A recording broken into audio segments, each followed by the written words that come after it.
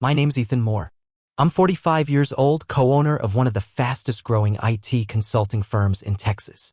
I built it from scratch with my best friend from college, turned it into a multi-million-dollar operation, and these days I spend more time in boardrooms and on planes than I do in my own house. But the story? This isn't about the company or the success. It's about the moment I realized my home, the place I thought was safe, had become a theater for a performance I didn't know I was watching. It happened on a Thursday, late evening. I just returned from a business trip in Chicago where I pitched our next-gen analytics platform to a Fortune 500 client. They signed right there in the room. It was the kind of deal that makes you feel invincible. I texted Lena from the car on the way to the airport, wheels down at 8. Can't wait to see you. She sent back a string of hearts and a can't wait either and promised she'd be there to pick me up. But when I landed, no Lena. No call. No text. Just me standing by the baggage claim with my carry-on, watching couples reunite and cars pull up to the curb. At first, I told myself it was fine. Maybe she lost track of time. Maybe traffic got crazy. But I waited outside for 20 minutes before I finally called her. It rang twice and went to voicemail. She always picks up on the second ring. I didn't want to jump to conclusions. I'd been gone for 4 days and she'd been busy working on a redesign project for a mid-century ranch in Travis Heights. She said the client was picky, hands-on, someone she needed to impress.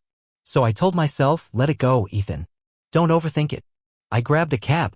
The second I walked into the house, something felt off. Not wrong exactly. Just staged. The lights were dimmed low, like someone had tried to create ambience, and soft jazz played from the smart speakers, Miles Davis, I think, though I couldn't focus enough to tell. The scent hit me before anything else. Not food. Not flowers. It was cologne. Strong. Expensive. And definitely not mine.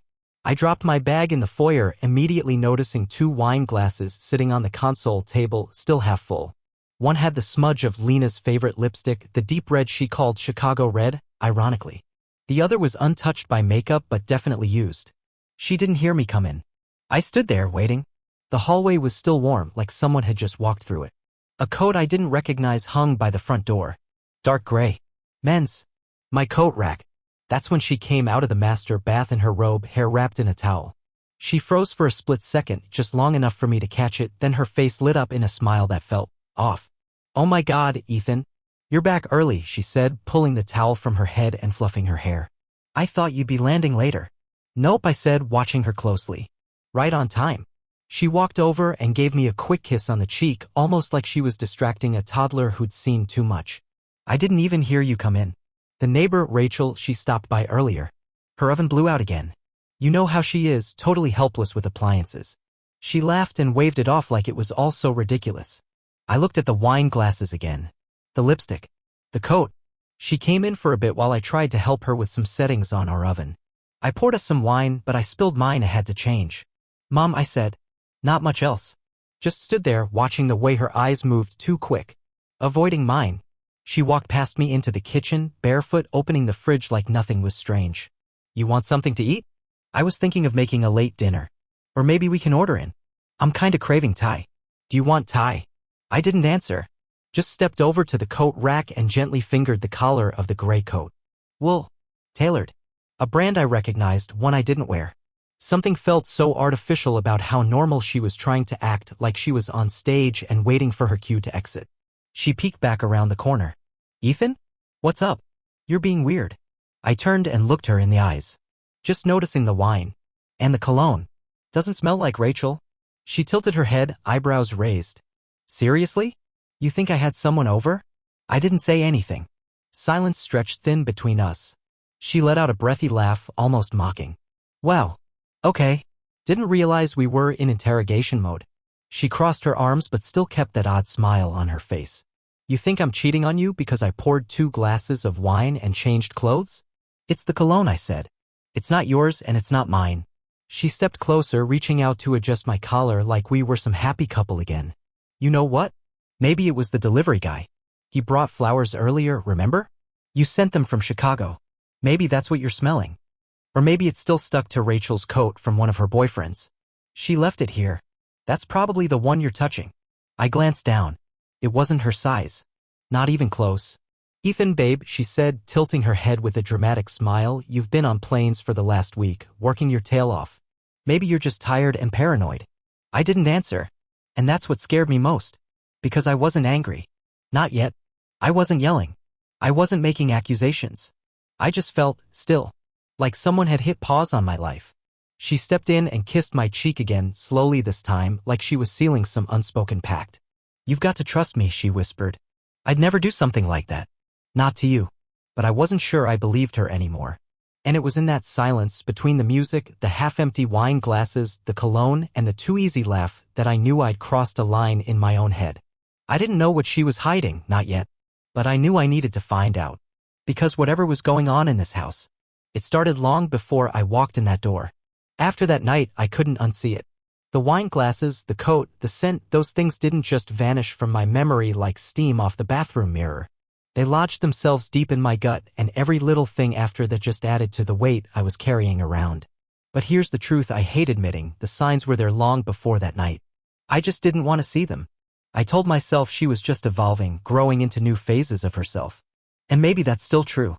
Maybe people change. But they're supposed to grow with you, not in a direction that makes you feel like a stranger in your own home. The first red flag? Her weekend trips to Austin. Lena's best friend, Michelle, lives there. They go back to college days, sorority sisters, roommates, all that. So when she started saying she needed girl time and would be staying with Michelle more often, I didn't blink. I encouraged it, actually. I figured it was good for her mental health. But then one weekend I was using the home office printer and Google Maps popped open from her synced account. A starred location. A boutique hotel downtown. I clicked on it without thinking and there it was, saved under cute place for the future. The address wasn't anywhere near Michelle's place. Not even in the same part of the city.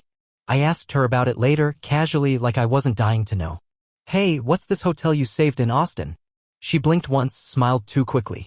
Oh, for Michelle's bachelorette next year. She wants something swanky. We're just bookmarking stuff. I nodded. Let it go.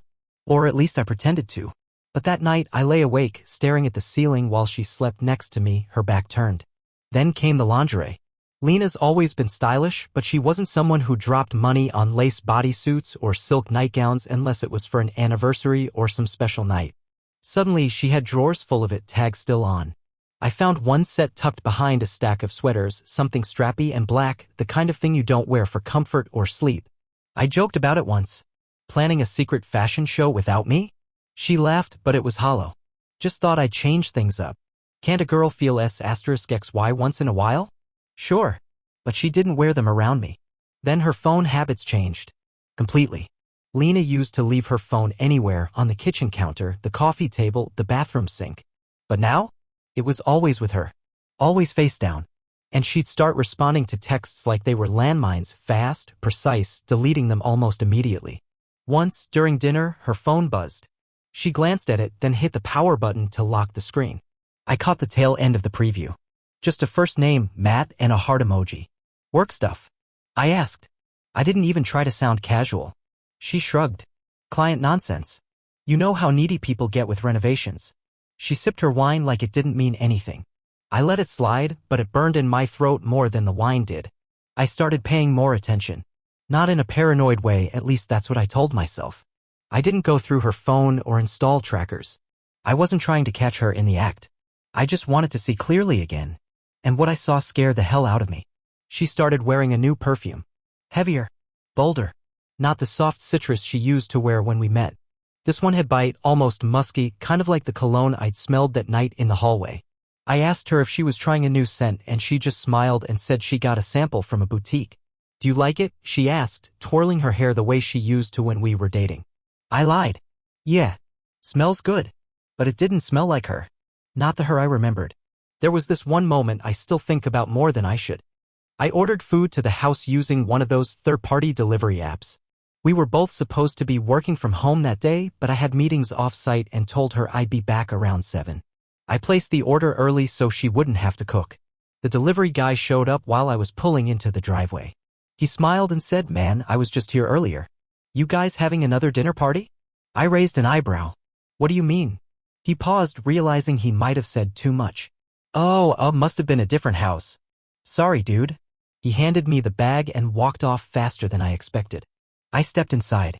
Lena was in the kitchen, pretending to scroll through Pinterest. Order get here okay? She asked, not looking up. Yeah. Guy said he was just here earlier. She blinked, then shrugged. Probably confused. They mix up addresses all the time. But I knew our address wasn't easily confused. Not in this neighborhood. More little things. She started locking the bathroom door. She'd take her phone into the shower. She'd come to bed already dressed, saying she was just tired or had bad cramps. But the worst was how she looked at me. Or rather, how she didn't. It's hard to explain unless you've lived it. When someone's hiding something, their body betrays them, even if their words don't. She stopped making real eye contact. Started laughing a little too loudly at unfunny things. When I kissed her goodnight, her lips were there, but her mind wasn't. I knew something was happening. I wasn't dumb. I just didn't have proof. And here's the part one hate most, I started doubting myself. Maybe I was being too sensitive. Maybe I was imagining things. But I wasn't. I stayed calm not because I was okay with it, but because I needed clarity. I needed to understand what was real and what was just in my head. I didn't want to accuse her and be wrong. I didn't want to blow up something that could be saved. But I also didn't want to be the guy who stood by smiling while someone else lived in his home, drank from his glasses, wore perfume to cover up their guilt, and deleted texts with someone named Matt. So I waited. Not for her to tell me the truth, but for the moment when she'd no longer be able to hide it. I didn't have to wait long.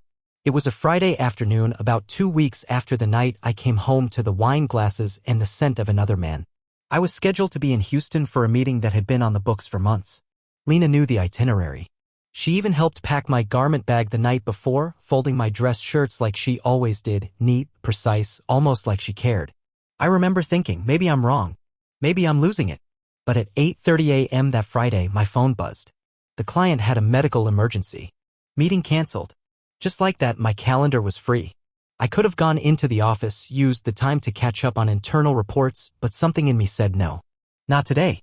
Instead, I drove home. The house was empty, just like it was supposed to be. Lena had texted earlier that morning. Long day ahead. I've got a shoot with a new photographer in Bastrop. Might be home late. I remember staring at that message, fingers frozen over the screen. She hadn't mentioned any shoot before. Lena didn't usually work on Fridays. It was her admin day, the one she reserved for billing, client calls, and organizing samples in her studio. A shoot meant someone hired her to stage a home, typically something she'd be excited to talk about. This time? Nothing. Just an afterthought tucked into a casual text. The photographer's name? Matt. The same name I saw flash on her phone during dinner that night. The same name from the text with the heart emoji. And that's when it all started clicking into place. I didn't confront her. I didn't even call. I just got back in my car, opened up her Find My Friends app, which we used during travel to keep tabs on each other, and watched the little dot ping. Not Bastrop.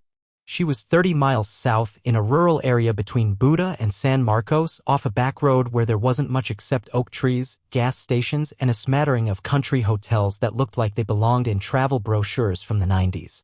One hotel. I drove. The place looked exactly like the kind of spot you book when you want to hide in plain sight. Nothing flashy. Rustic style with a wraparound porch and a faded green sign that said Whispering Pines Lodge. I parked across the street at a diner and ordered a coffee I didn't drink. Sat by the window with my laptop open, pretending to work while I stared through the steam rising from the mug. Minutes crawled by. My leg wouldn't stop bouncing. I kept checking my watch even though I didn't need to. I don't know what I expected to see. Maybe her walking out alone, proving me wrong. Maybe her and Matt arguing, proving it wasn't romantic. I was clinging to scraps even as the truth hardened in my chest. 42 minutes later, I saw them. She came out first. Hair pinned up in a way she only ever did for formal dinners. Wearing a sundress I'd never seen before, flowy, white, delicate. She looked beautiful. Familiar and foreign at the same time. Like a stranger wearing my wife's face. Then Matt stepped out behind her.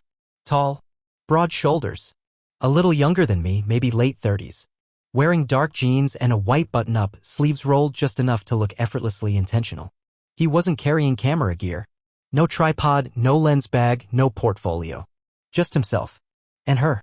They weren't holding hands at first. Just walking side by side like coworkers.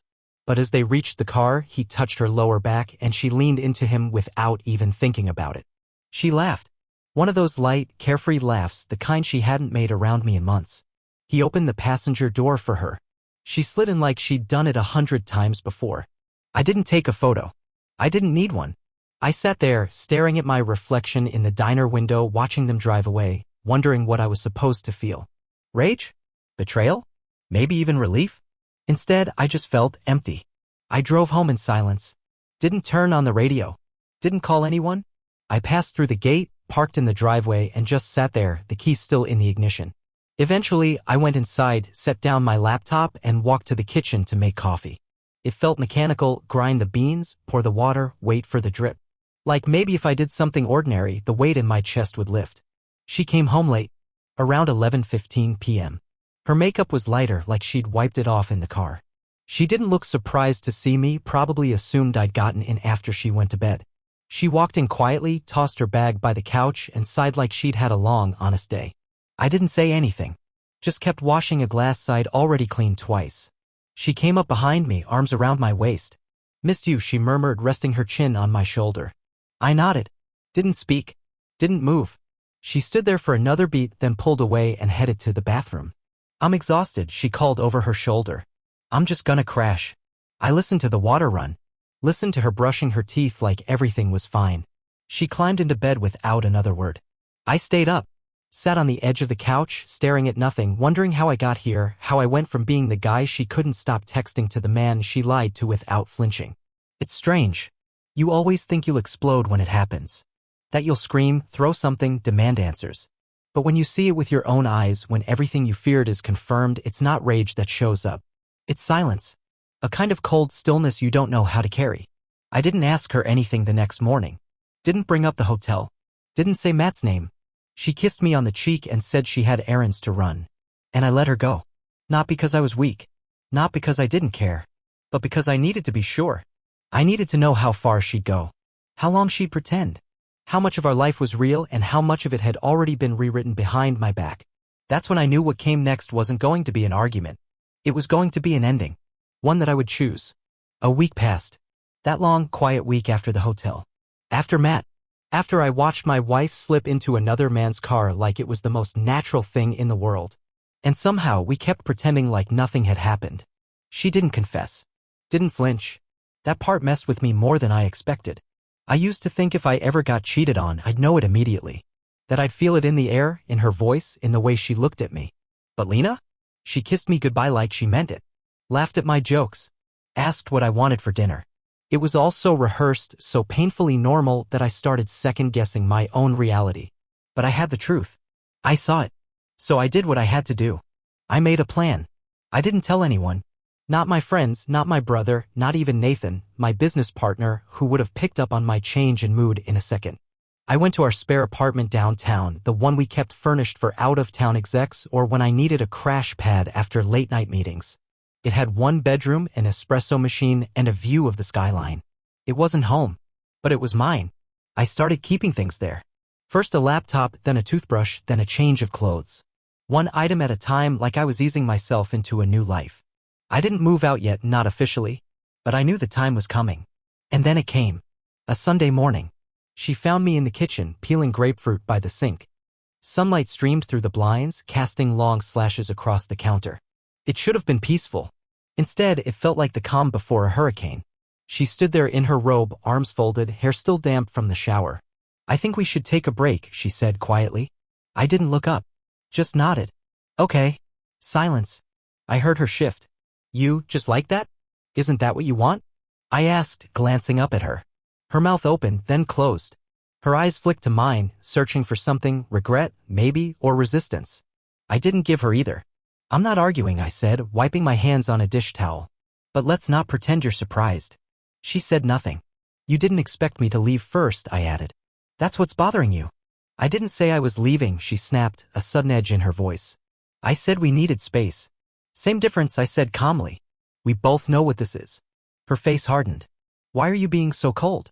"Because I've had time to get here." I didn't yell. Didn't accuse. Didn't throw her betrayal in her face. I just stood there, level, letting her words hang in the air until they lost their power. That night, I packed a bag. Not all my stuff, just what I needed for now. She sat on the edge of the bed, not saying a word, watching me fold shirts with the same care she used to admire. When I zipped the bag, she finally whispered, "You're really going?" "Yeah," I said. "I am."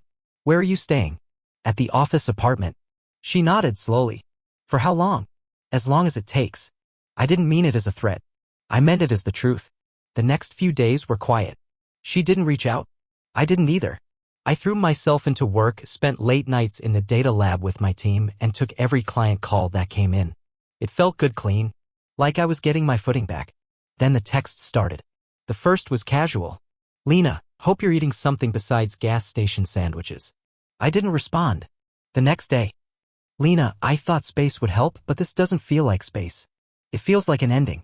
Again, I stayed quiet. By the end of the week, she was calling once, twice, then every night. I watched the phone buzz on the counter, lighting up with her name like a pulse. I never picked up. She left voicemails. Some sounded like the old Lena, bright, flirty, funny. Others were quieter, tinged with something closer to guilt. But none of them said what I needed to hear. No apologies. No explanations. Just her voice, floating between attempts at normalcy and a strange kind of desperation. And still I said nothing. I wasn't angry anymore. Not in the way people expect you to be. I wasn't trying to punish her. I wasn't even sure I wanted revenge. I just knew I couldn't go back. Not after what I saw. Not after what I felt. She made a choice. And now so had I. One night, I was sitting by the apartment window, a bourbon in hand, when my phone buzzed again. Another message from her. Lena, I keep thinking about the night you came home. The wine. The robe. I thought I had more time. That one almost made me reply. Almost. Because it told me everything. She wasn't sorry. She was just sorry I found out. It had been just over a month since I left. 34 days, to be exact. I counted not because I miss Lena, but because I needed to. When you're building a new life out of the wreckage of the old one, time becomes a kind of scaffolding, something to measure your progress against. I hadn't spoken to her.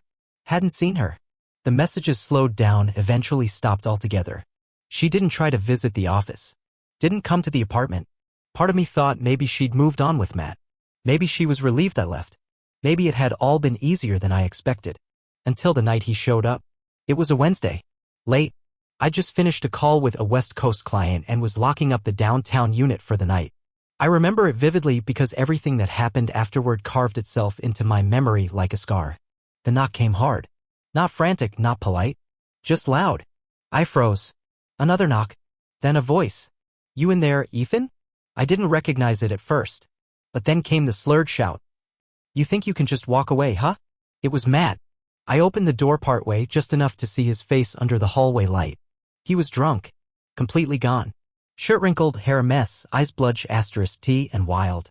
He reeked of liquor and sweat and something else I recognized instantly. Lena's perfume.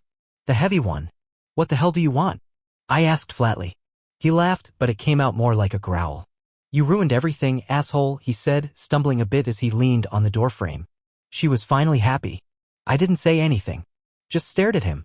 He was unraveling and I didn't plan on helping him hold it together. You think she came back to you because she loved you? He spat. No, man. She came back because you're rich. Because you've got that polished little life and that stupid house with the white walls and the perfect ******ing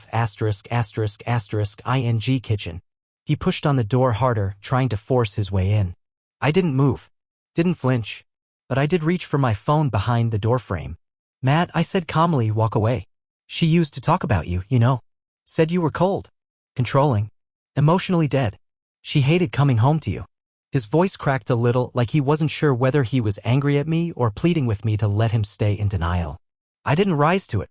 I just said it again, this time slower, walk away. That's when he snapped. He shoved the door open with his shoulder and stumbled into the apartment. Knocked over a lamp. Cursed. Started pacing, hands flailing, ranting about how he'd given her everything and been there when I wasn't. I stepped back, keeping my voice level. I'm calling the cops. That got his attention. He stopped moving. Turned to me. His hands clenched into fists. You think they're gonna help you? He said. You think the cops care about rich boys like you getting your little feelings hurt? Then he did something I didn't expect. He pulled a knife from his coat pocket. Not a switchblade. A kitchen knife. A paring knife, to be specific. I recognized it instantly. It was part of a custom set Lena and I had picked out years ago when we remodeled the kitchen. Japanese steel. Would handle. She loved it. He held it out, not quite threatening, but not casual either. Like he didn't know what he was doing with it. Or maybe he didn't care. My heart didn't race. My voice didn't shake. Put the knife down, Matt. He blinked. For a moment, it was like he didn't even realize he had it. I dialed. 911, what's your emergency? The operator's voice was cool, efficient. I gave them the address, told them a man had broken into my apartment, was intoxicated, and was armed. Matt's eyes widened as he realized what was happening. No, wait, he stammered. I didn't mean. He tried to turn toward the door, but he tripped over the same lamp he'd knocked down earlier and fell hard against the floor, the knife clattering away from his hand. I didn't touch him. Didn't move. Just stood there until the cops arrived. It didn't take long. When the knock came, I stepped back and opened the door, hands visible. 2 officers entered, saw the mess, saw Matt on the ground trying to scramble to his feet. They ordered him to stay down. He started yelling again, calling me a liar, saying I stole her, saying I'd never really had her. They arrested him on the spot. Turns out he had a prior for assault. And he wasn't supposed to be drinking. One of the cops asked me if I wanted to press charges. I looked at Matt, this guy who Lena had risked everything for, this unstable mess in my living room with blood on his knuckles from punching the wall, and I said yes.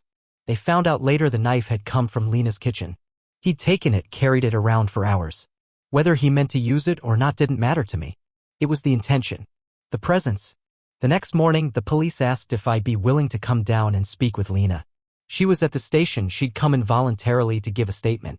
I said yes. When I walked into the small, neutral-colored room where she sat, she looked up slowly. Her eyes were swollen. No makeup. Wearing an old hoodie I remembered from our early years. She looked like someone who hadn't slept. Like someone who finally realized the weight of their choices. She didn't say anything at first. Just looked at me like she didn't know how to start. I didn't know he would come to you, she whispered. I nodded. I told him it was over, she said, hands gripping a tissue she hadn't used yet. I told him I was going to try and make things right. You told him a lot of things, apparently, I said. She winced. He got unstable. I didn't realize how much until last week. Did you know he took the knife? No, she said quickly. God, no. I swear, I didn't know. He must have grabbed it during one of his tantrums. He said he wanted to scare you. That's it. I didn't reply. Ethan, she said, leaning forward slightly, I didn't mean for it to get this far. I made mistakes. I know that. But I never wanted it to be dangerous. But it was, I said. That shut her up. For once, no defense. No backtracking. Just the truth sitting between us like something fragile and sharp. I stood to leave. She looked up at me, eyes glistening. Are you okay? I paused.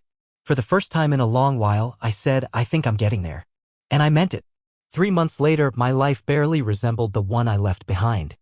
After the police report, after Matt's arrest, after that drained, quiet look on Lena's face at the station, I walked away for good. Not just from her, but from everything that had tethered me to the version of myself that tolerated less than I deserved. I dove into work with a kind of focus I hadn't felt in years. It wasn't avoidance, it was restoration. We were finalizing a statewide contract to digitize every library system in the county. It was ambitious, massive, and right up my alley. Long hours, big expectations. For once, I welcomed the distraction. Somewhere in the middle of all that, I met Tessa. She was a product manager from Chicago, sharp as hell, quiet but direct. We'd crossed paths briefly at a tech summit in Dallas a year before, but it wasn't until she joined our vendor team that we actually started talking. First over Slack. Then late-night video calls about scheduling integrations. Then coffee. Then dinner. There were no games. No mystery. Tessa didn't make me guess where I stood. She didn't try to charm me with half-truths or emotional riddles. She just showed up. Every time. With her, I didn't feel like I had to perform. I could be quiet and still be seen. I could talk about my failures and not feel ashamed. She wasn't trying to fix me, she was just there, listening, asking the right questions, sharing stories of her own with no agenda attached. Most evenings, we'd meet at a little canal-side cafe a few blocks from my apartment. Sit there with our laptops or nothing at all, sipping burnt coffee and talking about cities we hadn't visited yet. She never brought up Lena. Never asked more than I was willing to share. And somehow that made me want to share even more. I realized then how simple life could be when you're not constantly decoding someone's words. When you don't have to carry suspicion in your back pocket. I wasn't in love, not yet, but I felt something I hadn't in a long time. Hope. It happened unexpectedly. We were launching our new tech hub in town, a sleek, modern campus built to train young developers and host community AI labs. I was standing near the front, answering questions from a local reporter when I saw her. Lena. She was standing near the back wall, wrapped in a long coat, clutching a worn purse, eyes dim and unfamiliar. Her hair wasn't styled and her posture had changed. Like someone who spent the last few months walking through fog. She waited until the crowd thinned before approaching me. "It looks beautiful," she said softly, not quite meeting my gaze. "Thanks," I said. "You look different." "I live differently now." She nodded. A pause stretched between us. Then Tessa walked up, slipping her hand lightly into mine, greeting me with a smile. Lena's eyes flicked to her, then back to me. "Are you happy?" she asked, voice barely audible. I didn't hesitate. "That's an understatement." She nodded once, eyes glossy but dry. Then she turned and walked away. No final apology. No plea. Just silence. I watched her go, not with bitterness, not even sadness. Just calm.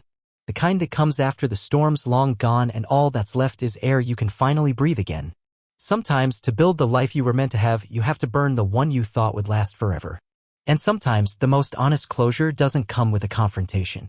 It comes with peace.